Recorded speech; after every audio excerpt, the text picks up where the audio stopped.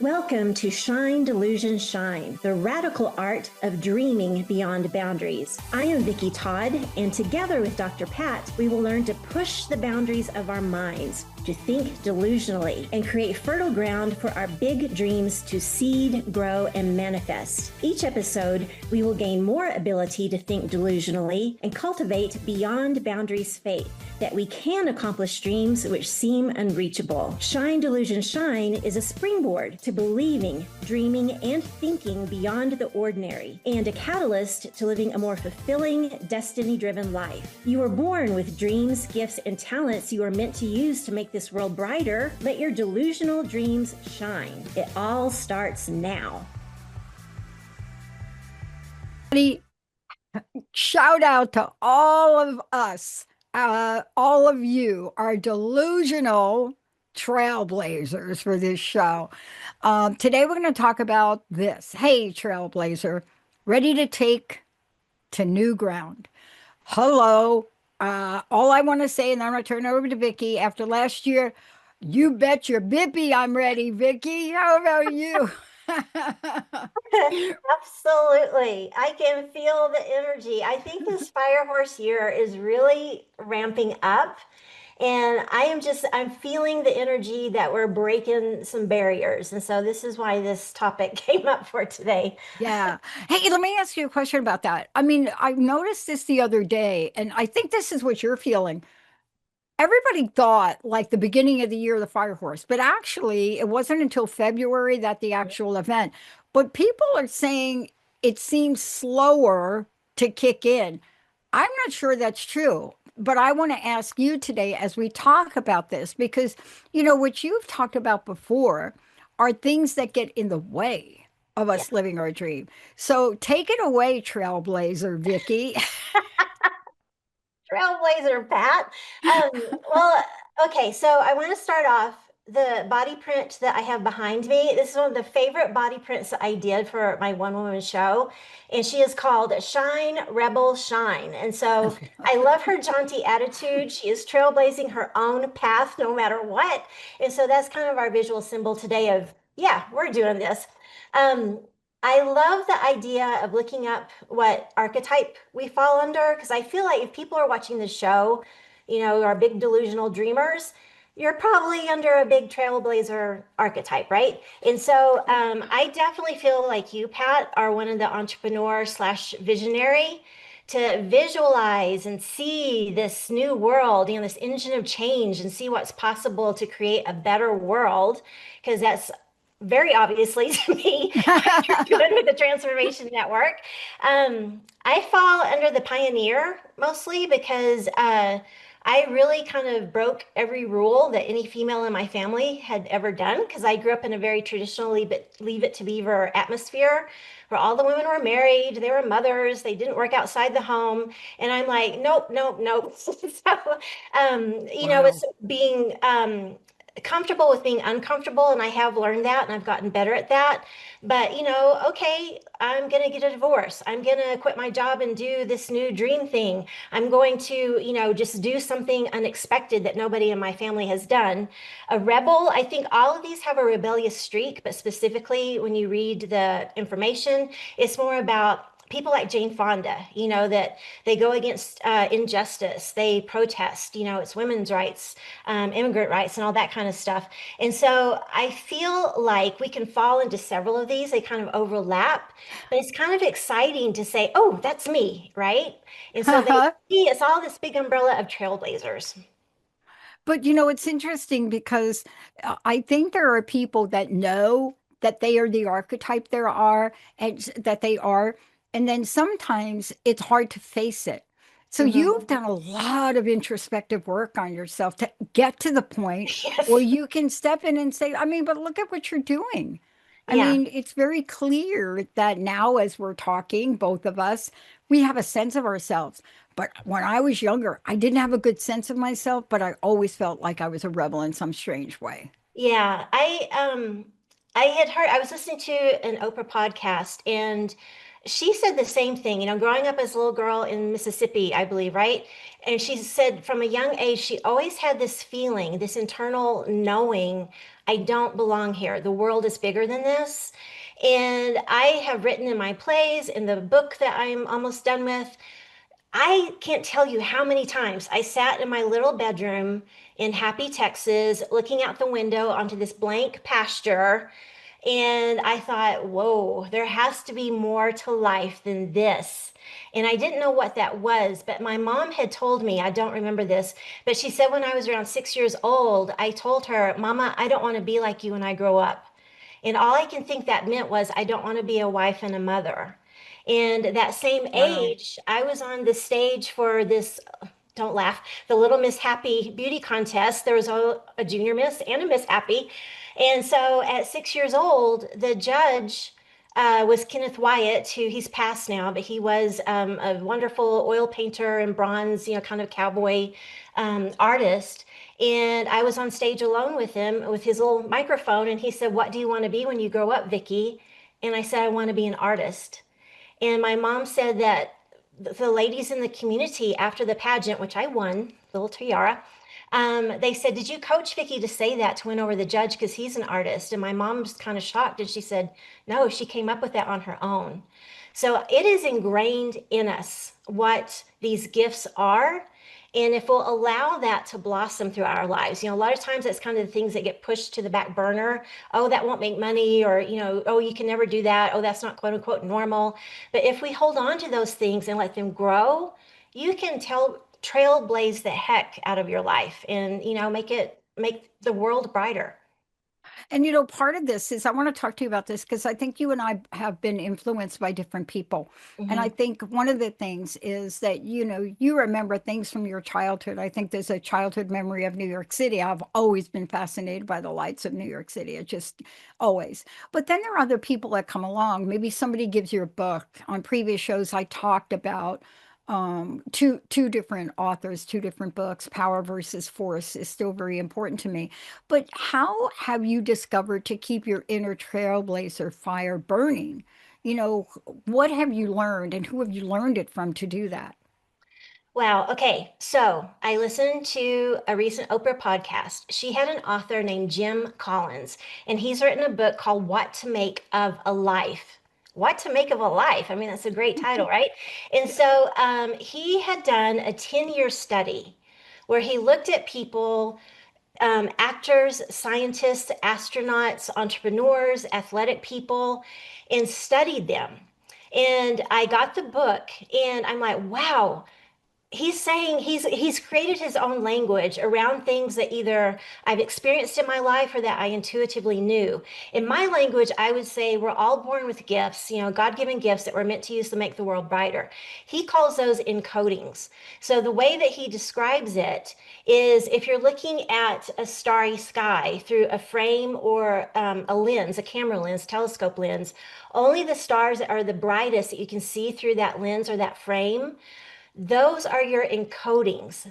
So I would call them your gifts. And those are the things that you're supposed to hone in on and use to make the world brighter and live a purpose-driven life. And, of course, the concept is when you really align with your encodings and use those, that really uplifts your life. When you get out of frame and either from your own thoughts, maybe limiting beliefs, oh, I could never do that, or maybe other people saying, no, you have to be this, that kind of gets you out of frame and life doesn't go quite as well. And I can testify, I have been on both sides of that, and it is absolutely true. So And but see, I love what you're saying because see, we don't stop for a breath now to really think about these encodings. I love that term too. Don't you love I do that? Don't too. you love encoding? Yeah, Isn't it a it's great thing? like you're an inner computer and it's like wired Yeah. into you, right? Yeah, yeah. It's also neutral because a lot of times in the world of psychology, right? And you know this, is we come up with these terms that are very judgmental, but encoding is perfect. And I had one of our hosts do my human design yesterday. I'm still trying to take it all in, but I was so struck by how things that she talked about, have been with me for Yes. years. And I Yeah. think that's what you're talking about. I mean, this encoding for you was I want to be an artist, right? Yeah, and that has blossomed in that's kind of like the big umbrella for me. And there's several things underneath that.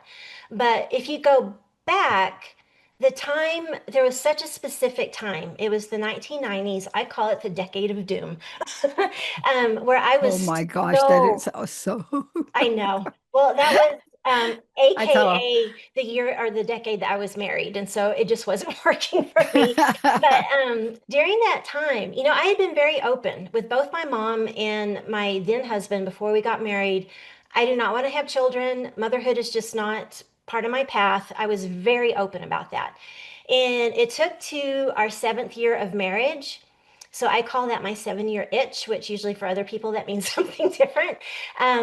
But my mom was just determined in that year. I don't know what happened with her, but I feel like, that small environment of Happy, Texas, it was only 600 and some odd people in the town. I think that other women her age were having grandchildren. And so I think that that was her impetus to say, you, my dear, because it's me and my brother, so it's me, you need to have a child. And we fought and fought and fought and fought for months. And I was just crying. And I finally caved. And I kid you not, I was on the bathroom floor in the middle of the night, 3 o'clock in the morning, while my then husband was sleeping in the adjacent bedroom. And I was just bawling on my knees into the toilet, praying to God, I don't want to be married. I don't want to have a child. I am stuck. Help. During that period, I lost my true self so firmly. My self-esteem, my self-worth, who I was, it was just cowering in the corner on the floor. And so I got so far out of my encoding, that's what happened. And so I can attest when either, that was my mom pushing me and me caving into it. Don't do that because, that's a miserable life. And I can't imagine, if I had Yeah, followed through on that path. And so I think it's so important to listen to that inner compass that you have, that inner wisdom, and just stand firm and say, that yeah. is not mine. Yeah. I love this because, you and I have something similar, except in the reverse. My dad wanted me to, I mean, in my family back in the day, you sat around a table and you decided what everybody was going to do for the rest Mm, of their lives, and they got to me. And my two sisters, they of course had to be secretaries. Back then, that's what we call people, secretaries, right? And then when it came to me, that was the same thing. I was going to go to the school, the typing school.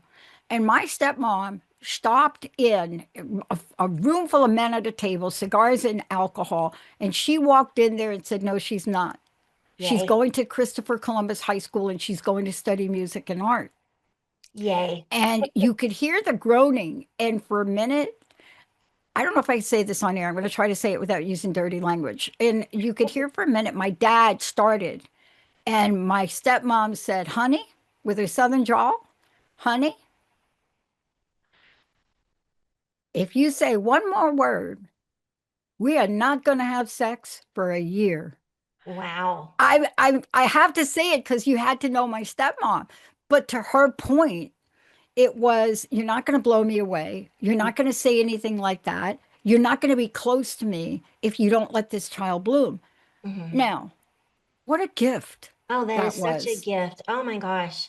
I mean, that to me is like the ultimate pinnacle of a mentor. And I didn't have that, through my mom. I had the exact opposite, but she strengthened me in other ways. And so, Yeah. oh my God, that's so beautiful. I wish I could have met your mom. She's so But the point awesome. was she knew that she was in a room with all men. And she knew Yeah. the only way that she could do something humorous and powerful that these men would get was that way. Now we're in modern times, and clearly I'll probably get 100 emails on sexism for that. But that's not the point. But what are we talking about? You lost your true self, Yeah. didn't you? And I think that coming along in there was kind of the middle ground of being asked to teach and then going through, with my doctorate degree and then having a 17-year professor career. I love that job until the meditation in 2013 that reminded me, oh, you're supposed to be an artist. Yeah. So teaching was in my frame for a while. I was an excellent teacher. I'm gonna say that. I'm not bragging, but I was. And so I feel like after I quit my job, my natural inclination was, oh, I need to teach art classes. Or, I was doing art journaling on my podcast at the time. So I had taught some art journaling classes, and it just didn't feel right. It was like an itchy coat all of a sudden. And so that moved out of my frame. And maybe I'm kind of quote teaching slash coaching in a different way, through the show or through my book or whatever. But the traditional teaching moved out of my frame. So then it's like, okay, now what are you going to do, right? And so for me, obviously art and writing and putting it all together, that's my sweet spot in that frame. But part of this is look at where you are today. Not Mm, only are you an artist, but you're an artist of the broad, in the broadest sense. You're a creator, you're a visionary yourself, you're teaching other people, you're creating something that other people have never done before. But what is it that you learned to ignite that fire and now you teach other people? Because you're not done, I'm not done, oh, but oh we no. have to do things to keep that flame Yeah, burning really yeah. brightly, don't we? Yes, and the my favorite part of this book, um, it talked about cliffs and fogs and how we all have them. And that's the part that I was like, whoa, that was that 2 years after I quit my teaching job and moved to Washington State because I was in such a fog, Pat. And it was, so the whole thing with being, okay, let's back up. Sorry. Let's back up to cliffs. It can either be a cliff that has been imposed on you, like you've been laid off from your job, you have an illness, a loved one has died, something like that. Or it can be a self-imposed cliff. Like, yeah, I'm going to quit my tenured professor job. I've been teaching for 17 years total. I don't know what I'm going to do. I'm just going to quit. So that pushed me off my own cliff and that put me into this fog. And so the way that he describes fog in the book, I just thought it was me being unsure and just kind of lost and naive. Everybody goes through this. And so I call it being rudderless, like you're a rudderless ship with no direction. You feel lost. You have zero idea what's going on. And he said the best way to get out of the fog, no matter how long it takes, for me it was 2 years, is to tiny next best step yourself toward the light and really try to align yourself with your encodings, your gifts along the way. And I intuitively did that. And it started with what didn't work. The reason I moved from Connecticut to Washington State was I was asked to be the executive director of an arts nonprofit. And so I accepted that, moved there, and I did that for 6 months and quit because it's a great organization. They have a great mission, but once again, it was taking up all my time. Yeah. And so my intuition said, you quit your big job as a tenure professor. Why are you letting the smaller part-time thing take over your time again? And so I'm like, okay, that's not working. Well, then I went toward the teaching art workshops. That felt itchy, not working. Well, then I had met you, I think it was October 2016, and we worked together and I did my first podcast, Unstuck Joy, the Art of Living on Purpose. That whole thing was to teach me to think differently because I had guests on the show. Your thoughts create your reality, you prophesy your future, all that kind of stuff. So that was a step in the right direction. And at the same time, I was interviewing 14 other female artists from around the world for my book Voices. And that was teaching me, since I didn't have a mentor, oh, they went through this on their journey to be an artist. They did this, they did that. So that really bolstered me. And that kind of got me to the mind space to say, you know what? You're still putting your art in last place. Mm. And so finally, in January of 2018, I said, I have to put my art first. And I had these longings, these desires that I wanted to start creating body prints, this is what this body print painting is. Started with the print of my body, putting paint on my nude torso from the top of my breast to my thighs, made a print, and then start adding stuff. That's the month that I first got my hands in clay, which I'd never sculpted before. And I thought I want to start writing fairy tales, and I wasn't quite sure what that was. But all of this, all these little dots that I collected along the way, these little stepping my way forward, all of that went into my one woman show eventually, and now it's into my book. And, don't doubt those small steps. You can't Right. see the whole map. But if you say, this interests me, that interests me, this resonates with me, and you start going toward that, and you know it's in your encodings and your gifts in that frame, then it's going to build into something eventually.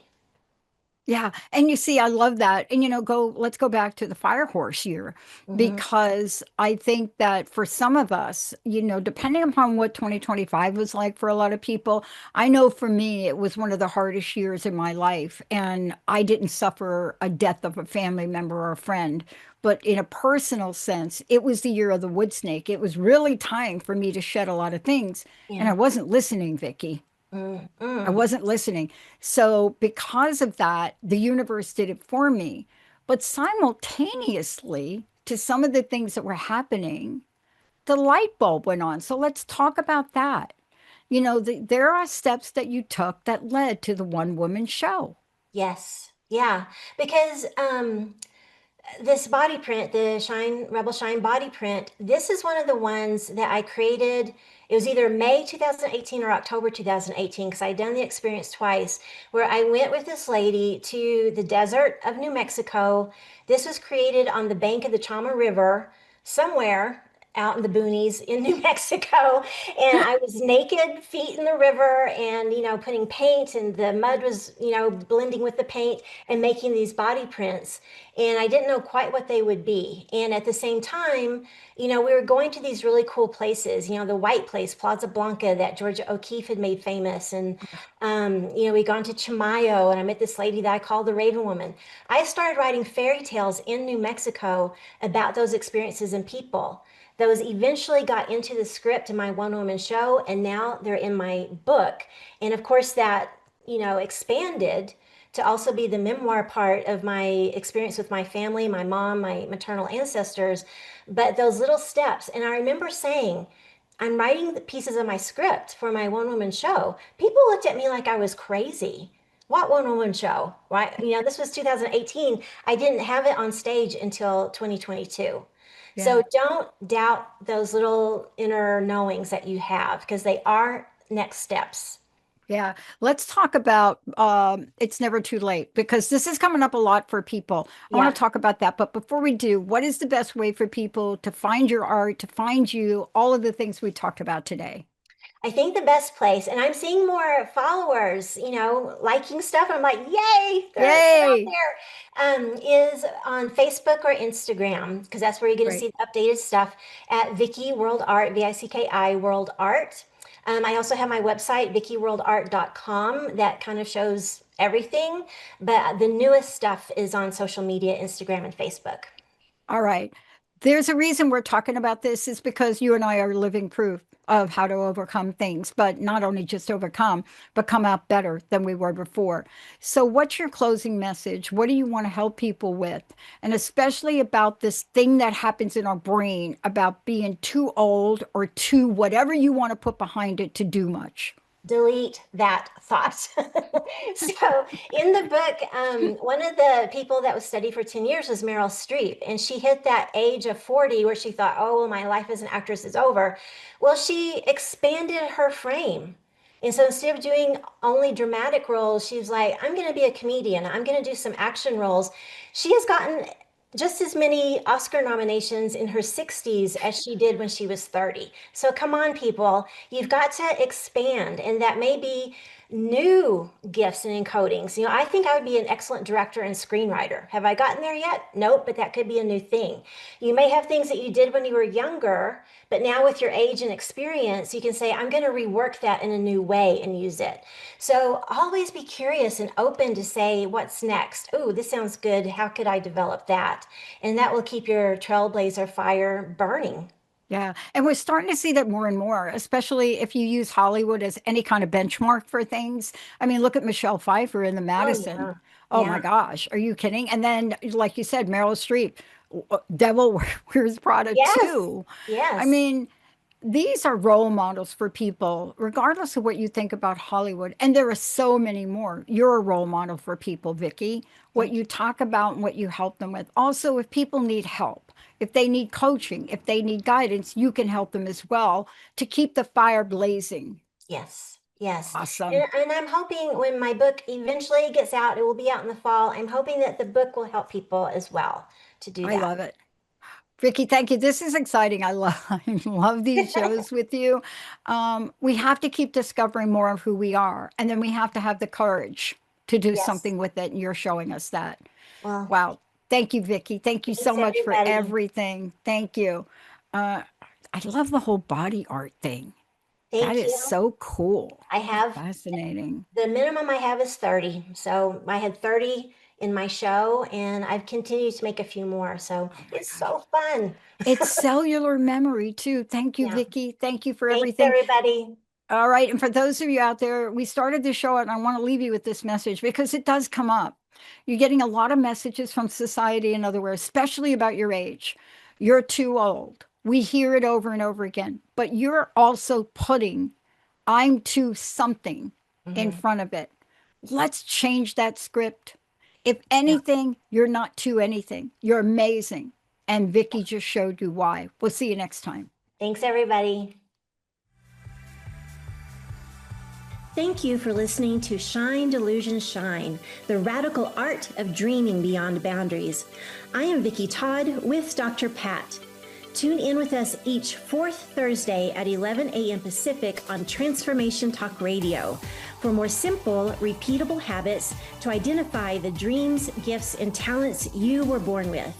Expand your mind and believe your dreams can become a reality. We invite you to tap into the flow of the delusional realm with us to make this world brighter. For more information on living a more fulfilling, destiny-driven life and to connect with me, visit VickiWorldArt.com.